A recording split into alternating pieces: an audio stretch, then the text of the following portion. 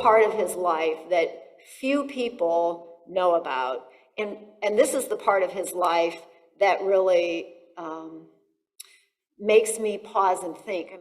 So what the Ghost Army was, we found there's a man that knows everything there is to know that's published about the Ghost Army. His name's Rick Beyer. I don't know if any of you were able to meet him, but Rick is he's about my age. He lives in Chicago, and we brought him here to Fort Wayne twice during our 100-day celebration, and he taught us a lot about the Ghost Army.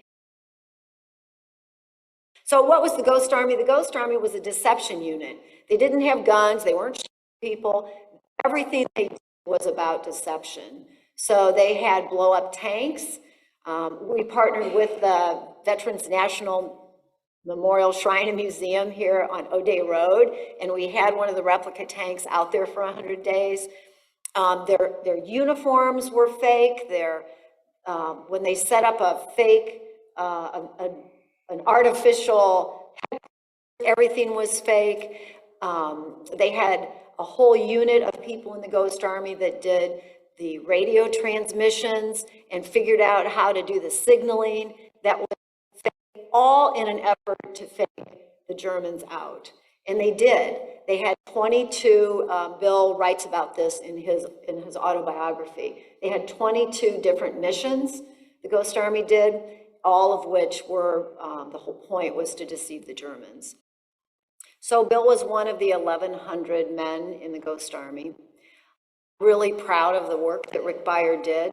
He went to the reunion of the Ghost Army and interviewed 50 of the surviving Ghost Army members. I'm really proud of what he did also because for 7 years, he and a small group of people pursued the House of Representatives and the Senate.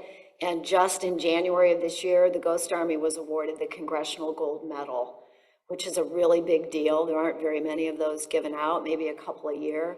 And so our Bill Blass, our Fort Wayne native, is a Congressional Gold Medal recipient. And I'm really proud of that. So we have a lot of pictures of Bill in the Ghost Army. He's in all of these.